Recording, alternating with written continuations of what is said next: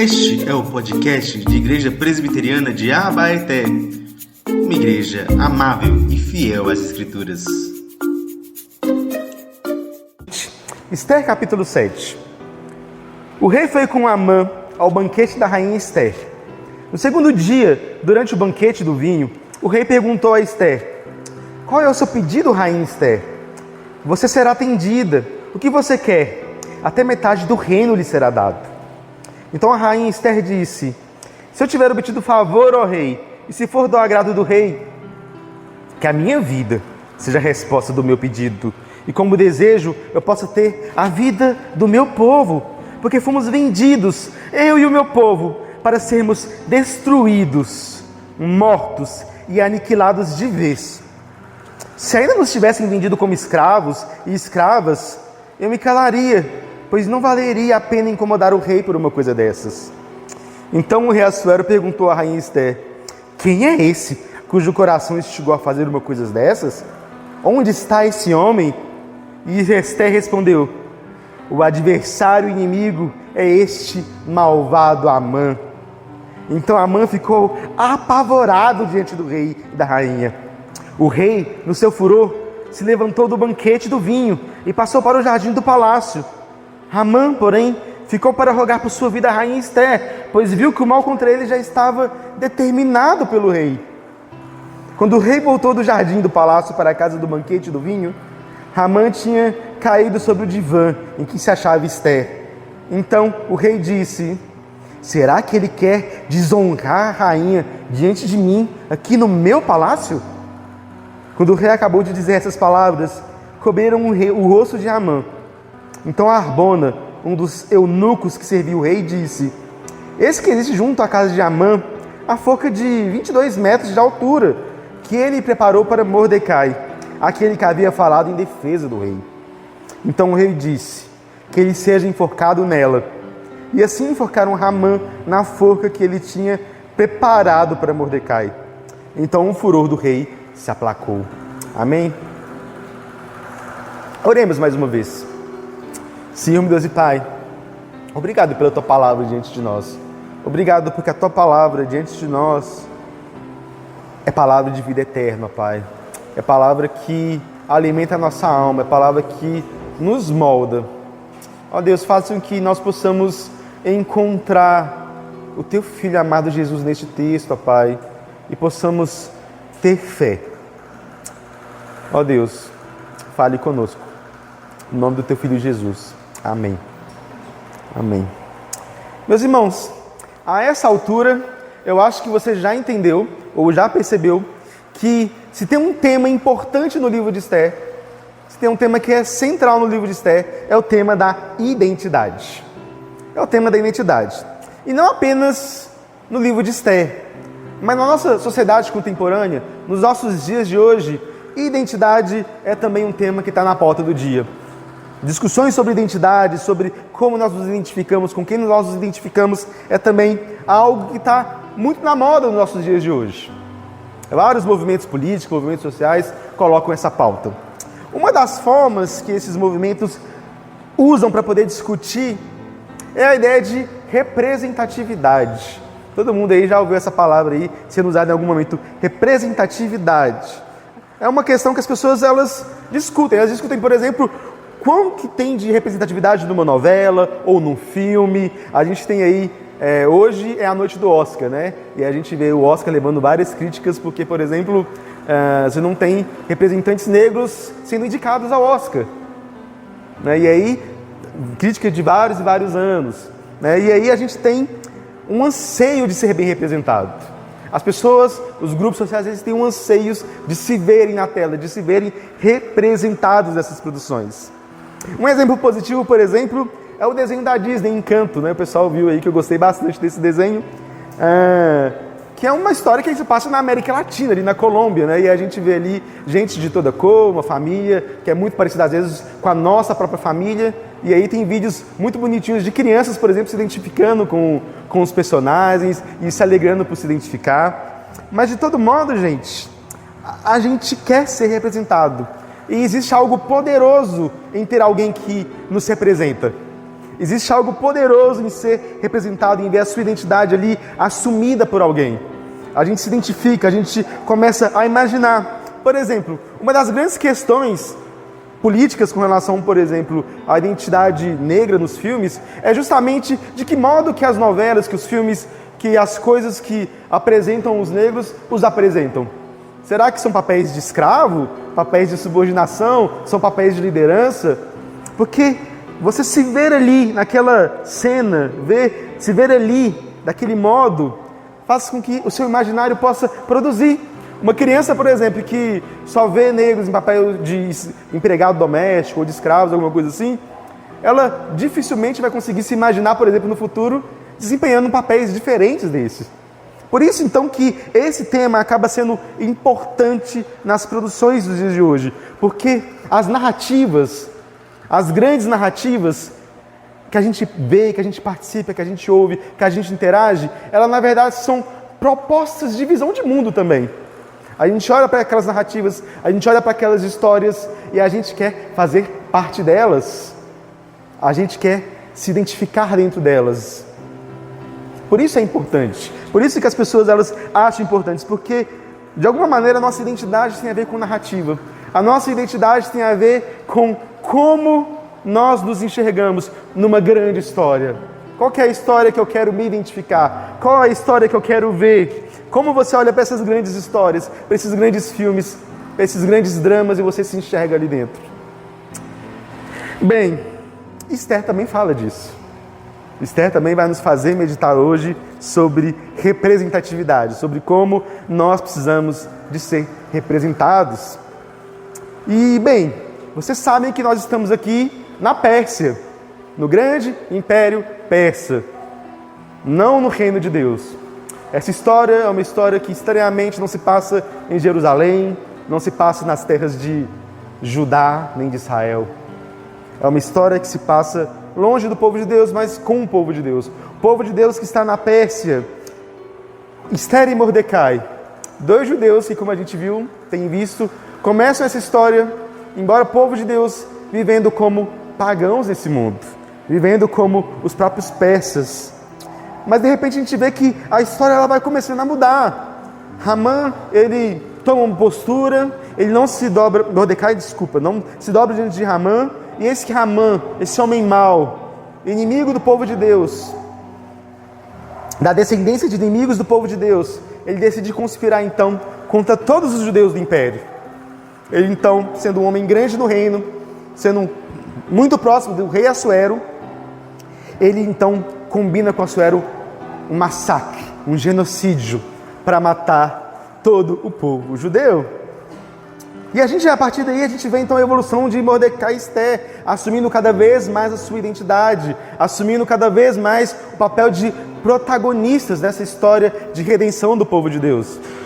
Nós temos primeiro Mordecai se lamentando, jejuando, buscando Deus como auxílio, e ele então chama Esther, que naquela época já havia se tornado rainha do mundo pagão, e ele confronta Esther, faz com que Esther saia dos seus privilégios e também passe a fazer alguma coisa, e a gente vê então que Esther, ela cai em si, e ela corajosamente diz: eu vou fazer, se eu morrer, morrerei, se eu tiver que morrer, eu vou morrer pelo povo de Deus, mas farei alguma coisa.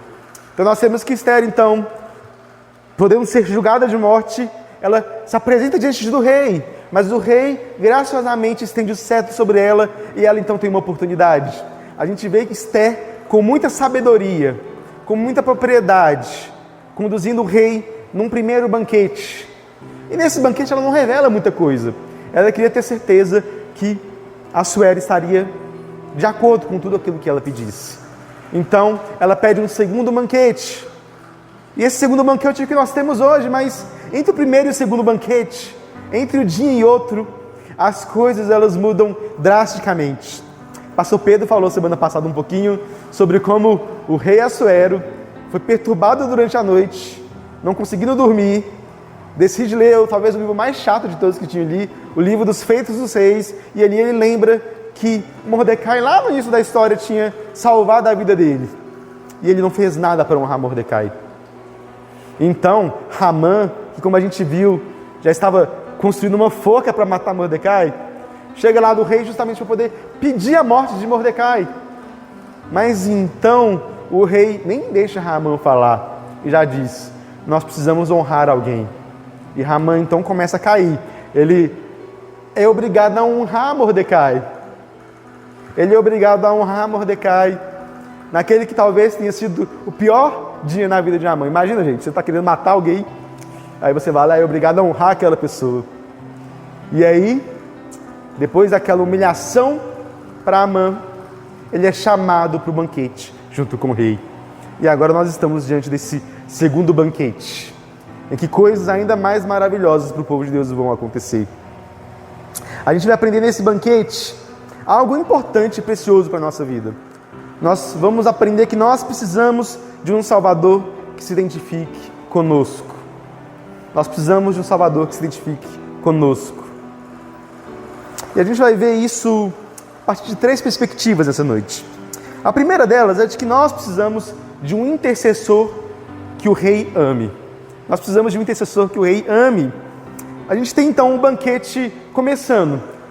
As bebidas, as comidas. A gente sabe que Assuero era um rei ali que gostava de um banquete, gostava de uma bebedice, gostava ali de beber alguma coisa. Então Esther vai no ponto fraco dele, né? Já prepara algo que certamente ele gosta. Então a gente imagina que Amã talvez esteja bem menos animado para esse banquete, mas ele está ali junto com o rei.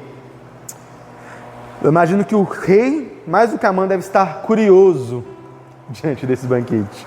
Tão curioso então que ele pergunta: Esther, qual que é o seu pedido? Fala logo, minha mulher, pelo amor de Deus, você está me matando por causa disso. Eu imagino inclusive que talvez aquela noite de insônia do rei se deva a isso. Talvez ele estivesse ali preocupado: o que será que a rainha vai querer? Por que será que a rainha talvez colocou a sua própria vida em risco para pedir? E ele repete aquele bordão dele, né? Até metade do reino lhe será dado. É a terceira vez que ele promete dar para Esther metade do reino. E Esther então, ela fala. Esther agora não enrola mais. Esther, sim, com a humildade de sempre: ó rei, se eu obter o seu favor, se for do seu agrado, eu quero algo. Eu quero algo. Esther aqui, ela se identifica finalmente como povo de Deus. Lembre-se, gente, Esther estava escondendo a sua identidade. Esther não fingia que era judia, fingia que não era judia. Ela provavelmente não participava dos sacrifícios, participava dos sacrifícios pagãos. Ela não comia a comida que deveria ser comida. Ela ali se identificava ali como pagã. E ela então, ela se identifica de tal forma que ela diz: ó Senhor, rei, se eu tiver obtido o seu favor, se eu estiver diante do seu agrado, se eu tiver te agradado, eu quero a minha própria vida como o pedido que eu te dou. E não só a minha vida, como a vida do meu povo, a vida do meu povo que está agora condenado à morte. Isso é poderoso, gente. A rainha Esther está se identificando agora publicamente como povo de Deus. Ela agora não precisa mais fingir, ela não precisa mais se esconder, ela é agora povo de Deus oficialmente. Ela se identifica a tal ponto de dizer que a própria vida dela está em risco. Se é para matar os judeus, que me matem também. É como se ela estivesse falando isso, porque o meu povo está para morrer. E ela diz: porque nós fomos vendidos para sermos destruídos, mortos, aniquilados. Ela sente a dor do povo de Deus. Ela sente essa dor. Nós fomos vendidos para ser mortos, para serem assaltados, para que a gente pegasse. Ela até diz o seguinte: olha, se fosse para a gente ser escravo, eu nem incomodava o Senhor com isso não. Seria pequeno demais, mas é a nossa vida que está em jogo. É a nossa existência, a existência do povo de Deus. Esther então, ela se identifica e ela coloca isso. Ela sabe que o coração de Mordecai, de Assuero, não é muito afeito ao povo. Não esquecemos que o próprio Assuero falou assim: pode matar. O próprio Assuero foi conivente com o genocídio.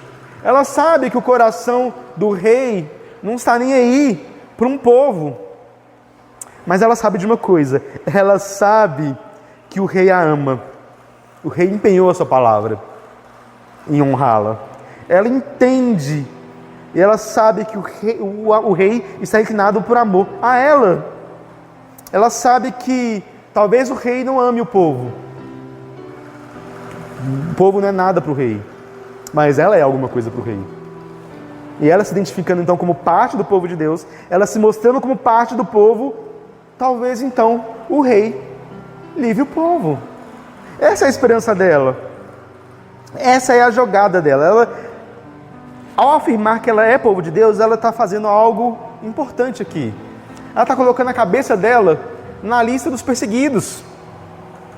Ela está colocando a cabeça dela naqueles que podem ser mortos, aniquilados, ter a sua cabeça vendida como um prêmio.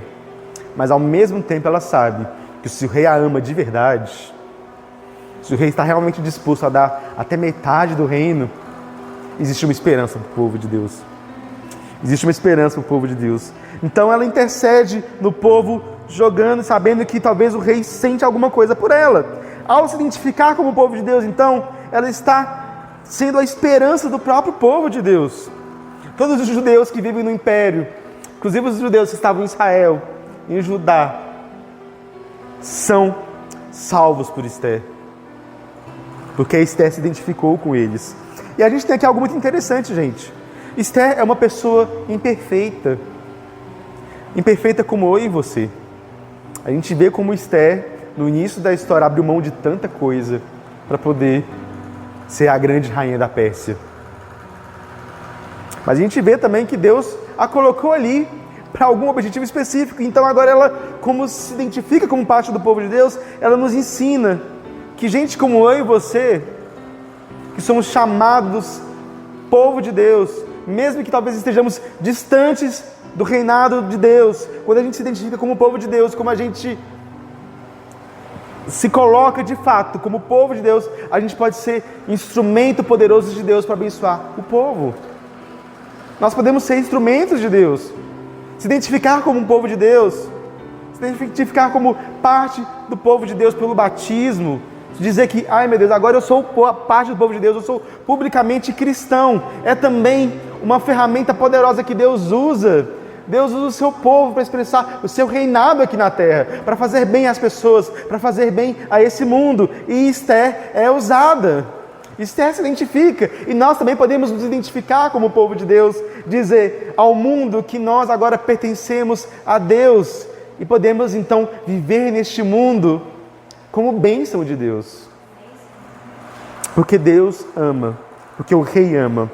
Deus usa gente como eu e você para se arriscar e interceder pelo povo dele. Nós podemos fazer algo, gente. Essa igreja aqui, ela pode ser grande instrumento de Deus nessa cidade. Se todos nós nos identificarmos e agirmos e pensarmos como povo de Deus. Essa é a nossa identidade. Essa é a identidade que está em jogo. Esther, ela sabe disso. Esther entendeu isso. Esther sabe que se ela for amada do rei, ela pode mudar a situação. Deus, ele é poderoso para fazer coisas no nosso meio. Deus é poderoso para usar gente quebrada, gente machucada como eu e você, para fazer grandes coisas nessa cidade, para fazer grandes coisas nesse meio, gente. A gente não pode esquecer. A evolução de Esther é algo maravilhoso. A evolução de Esther é algo maravilhoso dessa história. Nos mostra que nós temos esperança, gente. Nós temos esperança de que Deus pode fazer, de que Deus pode agir, onde quer que a gente esteja, no nosso trabalho, mesmo nesse mundo louco do jeito que é, mesmo que a gente esteja vivendo nessa Pérsia maluca que é o Brasil dos nossos dias, de guerra ideológica, de briga para tudo que é lado, ainda existe um povo que, se identificando como parte do povo de Deus, pode fazer bem a este mundo. Nós cremos nisso. Deus pode fazer. Esther nos lembra que mais alguém, mas a gente vai chegar lá daqui a pouco. Não quero apressar isso. Quero antes focar em outro ponto da narrativa, que é o fato de que nós também precisamos de alguém que aplaque a ira do rei. Nós não precisamos apenas de alguém que seja amado do rei, mas nós precisamos também de alguém que aplaque essa ira do rei. Porque Assuero, ele fica meio atordoado quando ele recebe essa notícia, né? Fico imaginando ele assim, como assim querem matar a rainha? Como assim querem matar o povo da rainha? Como assim? Que história é essa? Acaba então que ele pergunta para Esther, quem que é esse que quer tirar a vida do povo?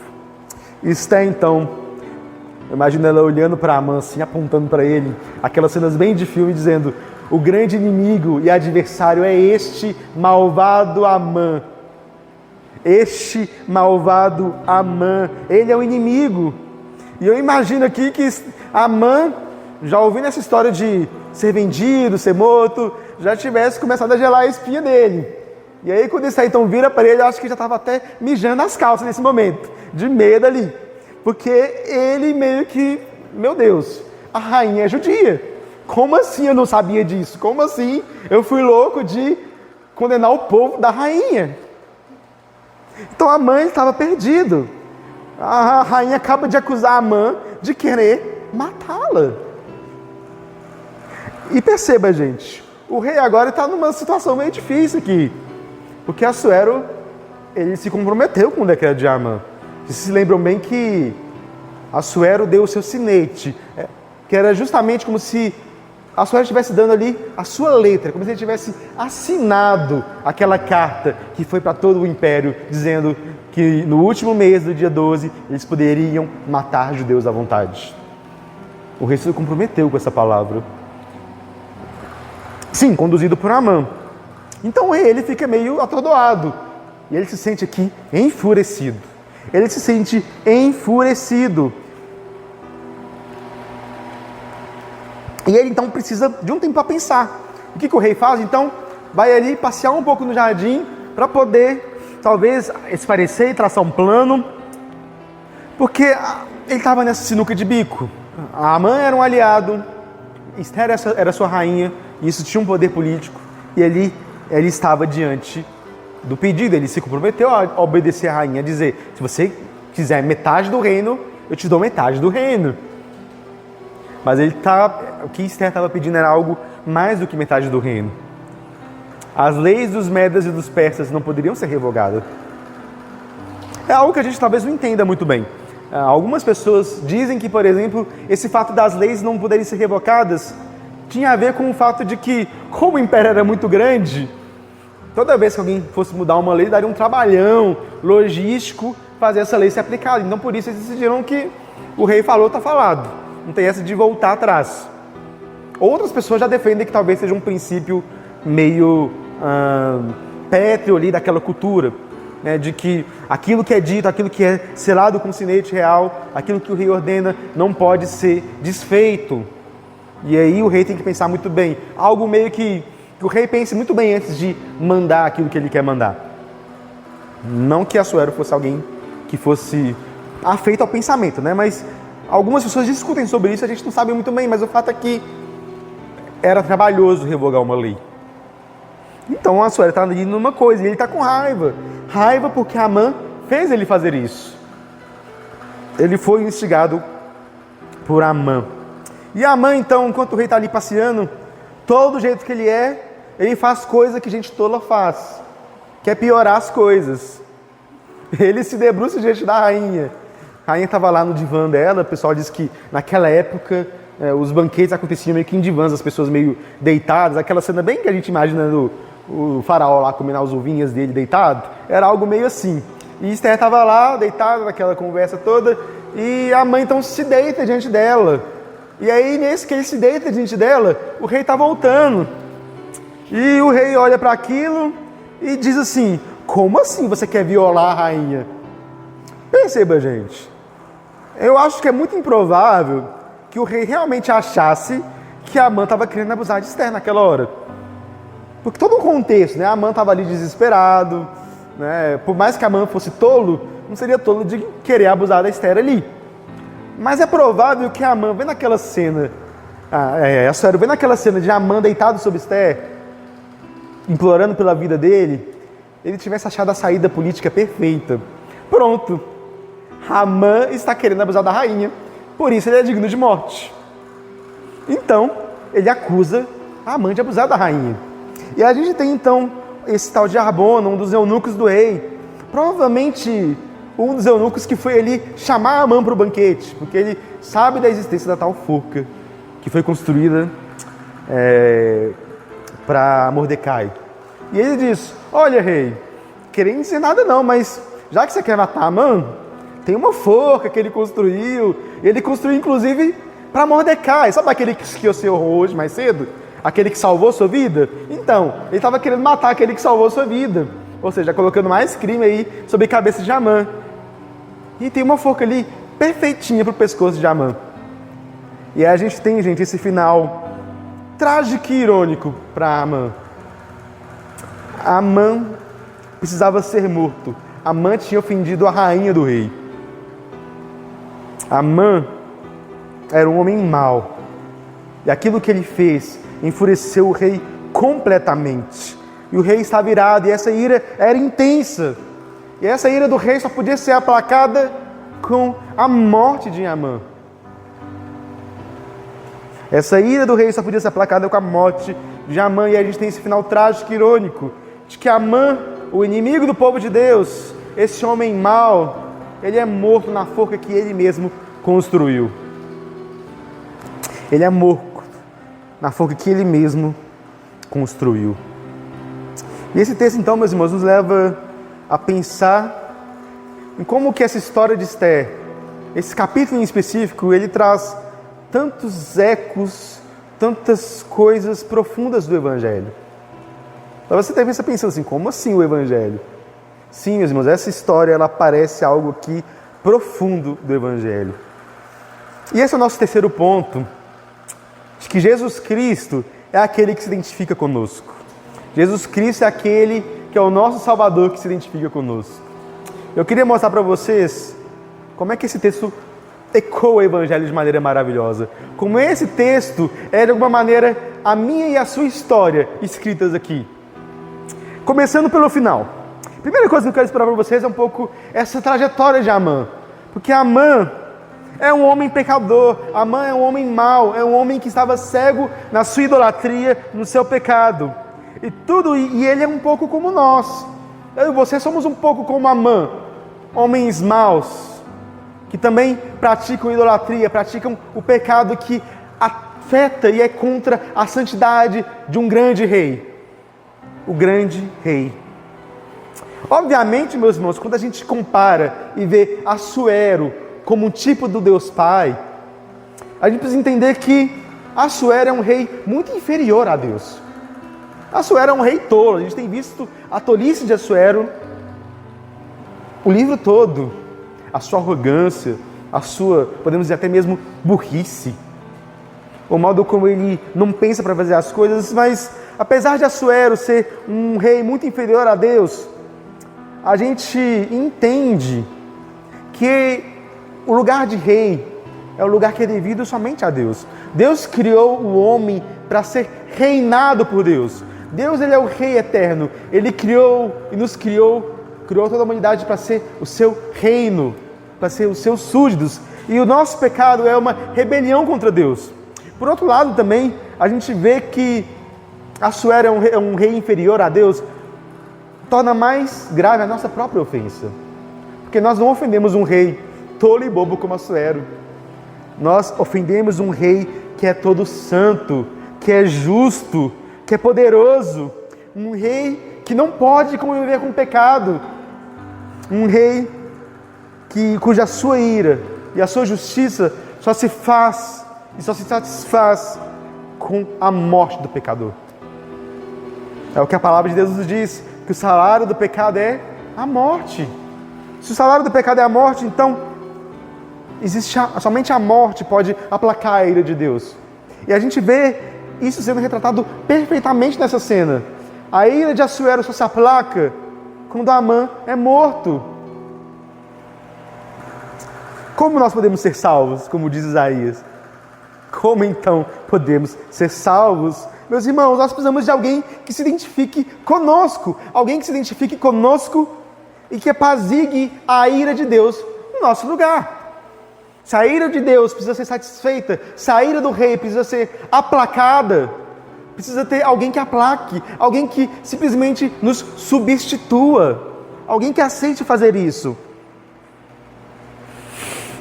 E essa narrativa então nos lembra que nós precisamos desesperadamente de um Salvador.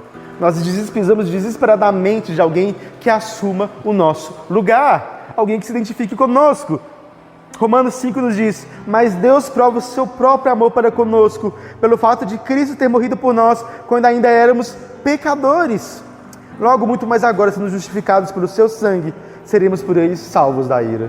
Meus irmãos, só existe esperança para nós, só existe salvação, porque Jesus, ele foi aquilo que Amã não teve. Jesus, ele foi aquilo que Amã não teve. Alguém que se identifique conosco. Alguém que se identifique conosco.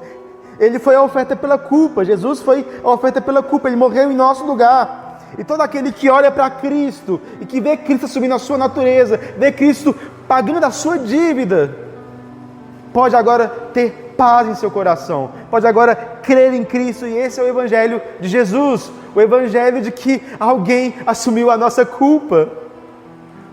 E isso é muito belo, gente. Esse é o Evangelho de Jesus. E Esther está querendo nos aproximar desse Evangelho. Esse é um eco profundo, meus irmãos. Mas tem outra imagem aqui poderosa do Evangelho nesse texto. Algo que a gente precisa entender e meditar e ver a profundidade disso, que é o fato de que a própria Esther aqui é um tipo de Cristo para nós. Pedro comentou semana passada que Mordecai foi um tipo de nós, né? Um tipo de nós que é exaltado vestindo as vestes do Rei Jesus. Agora o texto nos mostra que Esther é um tipo de Cristo. Esther é alguém que faz pelo povo aquilo que Cristo faz. Claro, do mesmo jeito que Assuero é um rei menor, Esther também é um rei menor.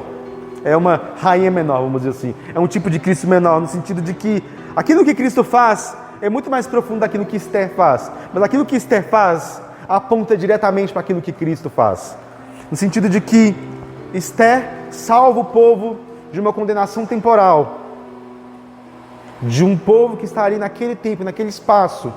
Mas Jesus Cristo é aquele que salva o seu povo de uma condenação eterna, de um tempo muito mais eterno, e o seu povo de todas as gerações. A gente precisa entender isso. Mas como Esther é um tipo de Cristo? Como Esther aponta para Jesus? Como Esther, ela faz isso? Repare, gente, o rei decide salvar o povo porque ele ama Esther. O rei decide salvar o povo porque ele ama Esther. E então a gente tem uma imagem poderosa daquilo que Cristo faz por nós. Porque Esther só pode salvar o povo porque ela se identifica com o povo. Ninguém sabia que a rainha Esther era do povo de Deus. Se soubesse, talvez ninguém nem tivesse tentado nada contra o povo de Deus. Mas ninguém avisou, a Esther não falava para ninguém que ela era parte do povo de Deus. Ela mantinha isso oculto, ela mantinha isso escondido. Mas a partir do momento em que ela se identifica, em que ela agora fala, eu sou parte do povo de Deus, então o amor do rei pode salvar o povo. O amor do rei pode salvar o povo. E a gente vê que Cristo faz isso conosco. Cristo, ao assumir a nossa natureza humana, ao se colocar como cabeça da igreja, ao falar, eu sou parte do povo de Deus, eu sou humano agora, ao assumir a nossa carne, o que ele faz? Ele permite que nós sejamos salvos. Nós somos salvos porque Deus ama o seu Filho, e o seu Filho agora faz parte do povo. O seu Filho faz parte do povo, o seu Filho faz parte da humanidade, ele é um sacerdote. Ele é alguém que está ali se identificando com o povo, e ao se identificar com o povo, o amor do Pai pode agora ser também o amor nosso. Isso é muito profundo, meus irmãos, que João 17 nos conta um pouco dessa história. Jesus, orando ao Pai, diz, eu lhes transmiti a glória que me destes, para que sejamos um, como nós o somos, eu neles e tu em mim, a fim de que sejam aperfeiçoados na unidade, para que o mundo conheça que tu me enviaste e os amaste, como também amaste a mim. Pai, a minha vontade é que onde eu estou, também sejam comigo os que me deste, para que vejam a minha glória que me conferiste, porque me amaste antes da fundação do mundo. O que Jesus está dizendo aqui, lembrando para a gente, é que nós somos amados por Deus. Mas que nós só podemos ser amados por Deus porque Cristo antes nos amou e se identificou conosco. E porque Cristo se identifica conosco, nós agora estamos unidos a Cristo, e agora esse amor do Pai por Cristo é transferido a nós. Sabe, meus irmãos, uma das grandes perguntas teológicas é: por que Deus nos ama? Por que Deus nos ama? E a grande verdade, meus irmãos, é que nós não somos dignos do amor de Deus.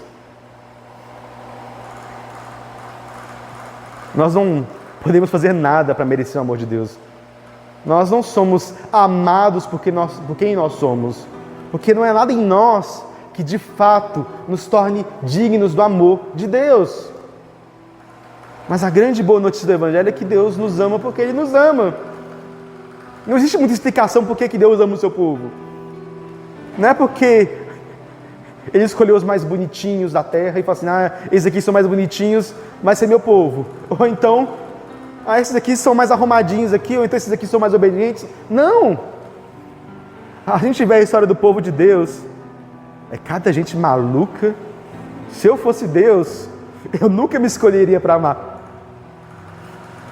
Porque eu me conheço, eu sei o quão miserável eu sou, o quão inamável eu sou. Mas a boa notícia é que Deus me ama. Por algum motivo que eu não sei, Deus me ama. E sabe por que Ele me ama? Sabe por que Ele ama eu e você? Porque Cristo se identifica conosco. Porque Cristo, Ele se identificou conosco e nos amou. E Ele disse: esse povo aí não presta não, mas eu vou assumir a natureza deles. Eu vou tomar carne, eu vou tomar a culpa deles. Para que esse amor, Pai, que o Senhor tem por mim desde a eternidade, esse amor eterno, possa ser também o amor deles. E isso é poderoso demais. Isso é profundo demais para que a gente não fique comovido por isso. Deus nos ama, a gente não sabe por quê. Porque Ele acha que Ele nos ama, mas Ele ama. E Ele ama por causa de Jesus. E esse é um eco poderoso do Evangelho. Esther, ela é amada do rei. E por isso ela pode salvar o povo. Jesus Cristo é amado do rei. E por isso nós também podemos ser amados do rei. Nós podemos ser amados do Pai. Porque esse amor eterno, esse amor que existe antes de tudo, esse amor que existe antes de todas as coisas, ele é passado a nós por Jesus Cristo, que intercede por nós, e nos salva, e nos redime, e nos transforma. E essa é a grande história da redenção. Essa é a história de Esther. Essa é a história de todas as Escrituras. O fato de que Deus nos amou profundamente, se identificando conosco em Jesus Cristo. E essa é a grande verdade. A gente precisa de um Salvador que se identifique conosco. A gente precisa de alguém que seja amado de Deus e que nos ame. E esse alguém é Jesus Cristo. Você está com certeza disso? Você está firme nessa verdade? Meus irmãos, qual que é a sua identidade? Quem que você vê como representante? Se representatividade é algo tão importante, qual que é a narrativa que você olha, que você enxerga e que você agora se vê dentro dela? Se filmes, séries, novelas é algo tão importante da gente se ver dentro delas, qual que é a grande narrativa que você se vê? Qual que é a grande história que você se vê?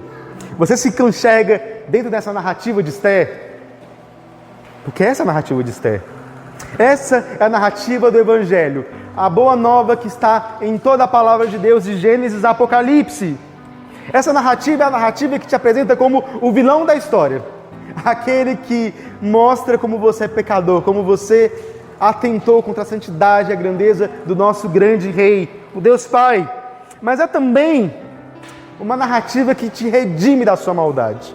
Uma narrativa que te joga uma boia e que te dá a oportunidade de se redimir, não pela sua própria força, mas por alguém maior que vem e que se identifica com você.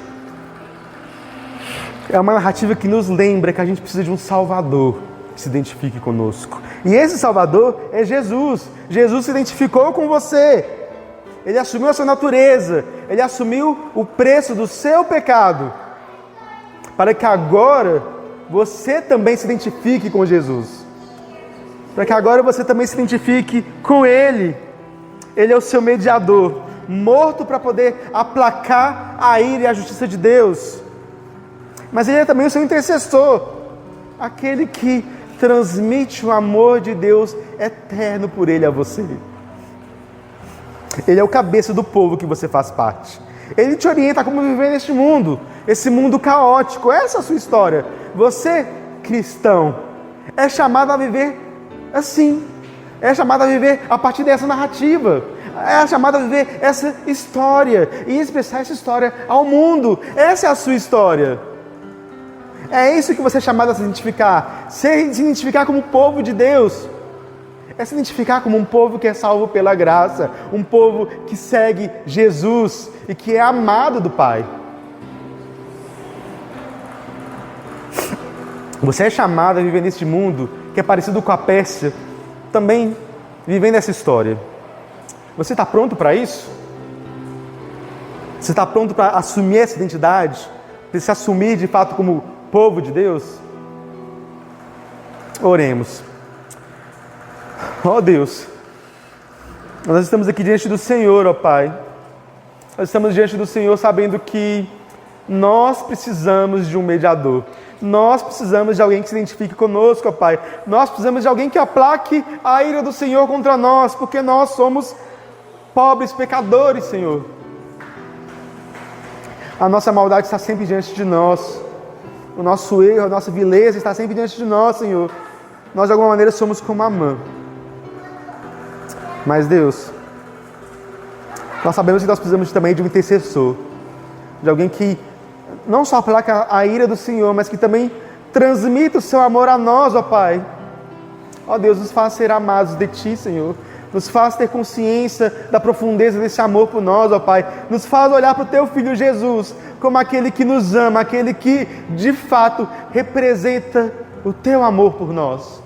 Ó Pai, que nós possamos nos afogar nesse amor, ó Pai. Nós possamos viver esse amor tão intensamente que nenhuma outra história importe, nenhuma outra narrativa importe, Senhor.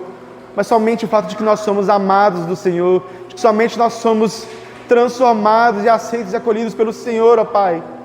Nos transforma, nos redime, ó Pai. Nos faz se identificar profundamente com Jesus, ó Pai, de ter a vida de Jesus em nós. Para que o mundo veja e nos conheça e veja que o Teu Filho Jesus é de fato a salvação deste mundo, ó Pai. Ó Deus, nos faz ser uma igreja que representa o Senhor ao mundo, ó Pai, que representa a mensagem do Teu Filho, a mensagem do Teu amor, ó Pai. O Teu amor que não é conivente com o pecado, mas que antes pune o pecado na figura do Teu próprio Filho, Senhor. Nos faz entender isso, ó Pai, e sermos amados profundamente pelo Senhor, ó Pai. Que isso possa transformar a nossa vida. No nome do Senhor Jesus que eu te oro e agradeço. Amém.